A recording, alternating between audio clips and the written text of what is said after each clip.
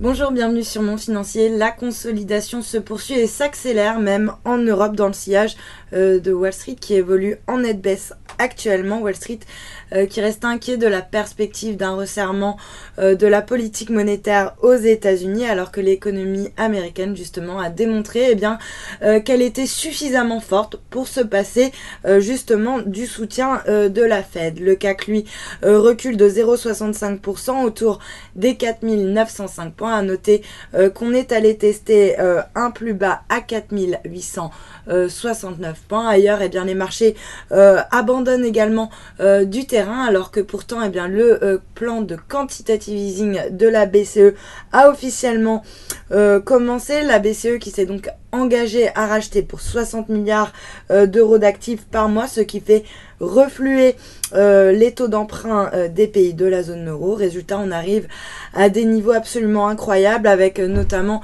en ce qui concerne les obligations souveraines allemandes et françaises, des rendements jusqu'à 7 ans qui sont en territoire négatif. C'est tout simplement du jamais vu. Et puis l'autre conséquence, c'est la chute de l'euro, la devise européenne qui continue de reculer face aux autres devises et qui teste jour après jour des nouveaux plus bas. Elle se négocie désormais autour des 1,0726 par rapport au dollar, en même tendance bien sûr du côté de l'euro-yen avec une monnaie unique qui dévisse de 1,26% à 130,02 yens. Donc la baisse de l'euro, les tensions politiques en Grèce commencent un petit peu à inquiéter les opérateurs. Et puis il y a un autre phénomène qui inquiète, c'est si l'euro baisse, forcément le dollar lui monte. Or cette appréciation vertigineuse du dollar commence à inquiéter les opérateurs aux États-Unis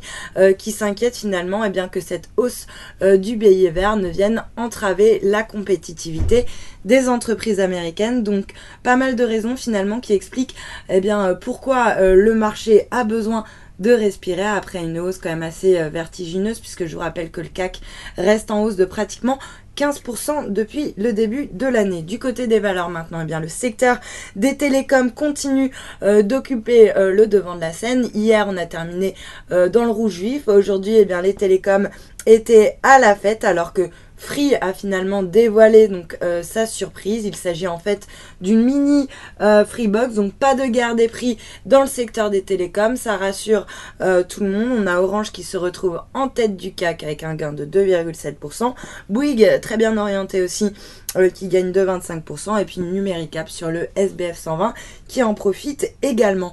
Le secteur parapétrolier, lui en revanche, est très mal orienté dans le sillage de la baisse des cours de l'or nord, puisqu'on a un WTI qui reflue donc actuellement à New York et qui se négocie sous les 50 $, ce qui impacte bien sûr l'ensemble du secteur. On a Technip qui recule de 3,4%, Total, première capitalisation du CAC qui forcément pèse sur la tendance avec un repli de 2,5%, Morel et Prom sur le SBF 120 qui est très mal orienté, et puis comme d'habitude Vallourec qui lâche également 3,2%. Et puis à noter également parmi les plus fortes baisses, celle de BIC qui recule de plus de 3% pour revenir pile à 130 €, alors que Kepler a mis un objectif de cours à 100 €. En fait, les analystes jugent la valorisation du groupe un peu trop tendue au vu des perspectives du groupe. Et puis pour terminer, sur le marché d'échange,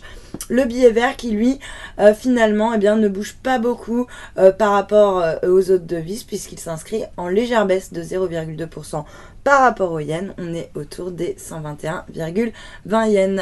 Voilà pour le point marché. Restez avec nous. Très bonne journée.